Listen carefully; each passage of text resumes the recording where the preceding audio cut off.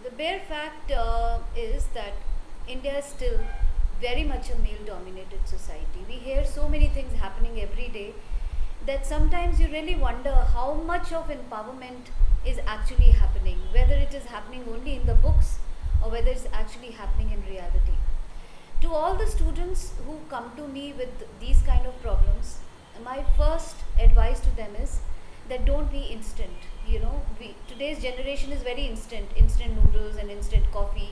They want things to change instantly, overnight, which is just not possible because this kind of gender disequality has been going on, God knows, since decades, and it is not possible to change it in days or in months or in years. Maybe it will take a very long time for it to change. So first thing, they need to accept that things have not yet changed. They have to go very slow.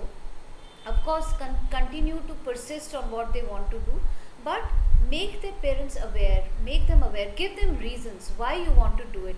When they see a bright future, probably they might give in a little bit. So do not be very harsh by, jalus nikal rahe hain, ye kar rahe hain. That is not going to work. What is going to work is an open dialogue between a man and a woman. When a lady explains herself in a proper manner to a gentleman, I don't see any reason that he will not understand.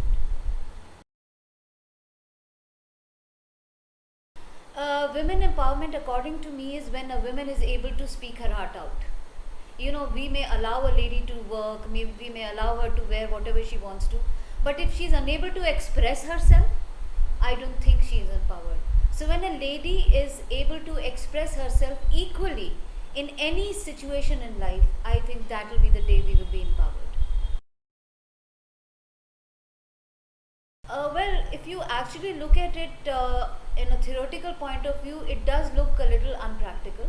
But if you actually look at it practically, because everything starts with first step, you know.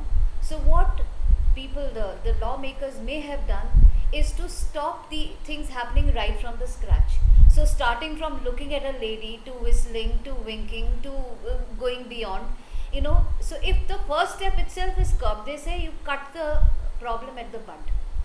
So if you cut the problem at the bud, the things will not develop. So maybe when the lawmakers were making this law, they had this in mind that if they cut the problem right at the bud, it will not develop into something big. So when they must have put their brain into what could be the little things which can bud into something big, staring may be one of them. So I definitely do not agree that it is not right. I think if you practically look at the whole thing, the lawmakers must have put in a lot of effort to do about it. Even there are different kinds of stares, There could be a good stare and there could be a bad stare. So staring, definitely, in which way you're looking at a woman, can actually be punishable.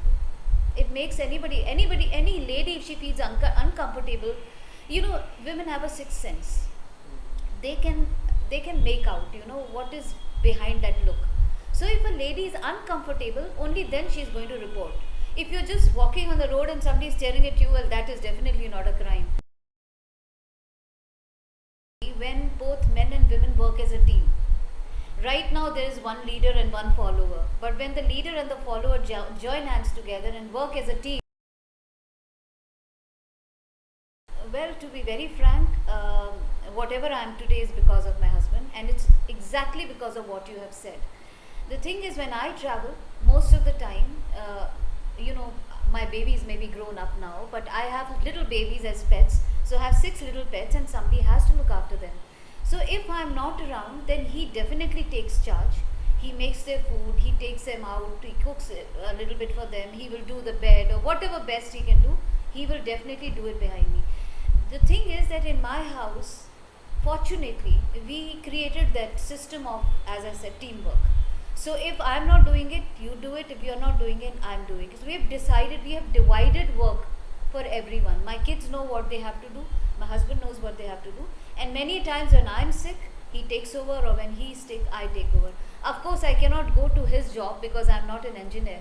But yes, financially, I definitely do my part in supporting.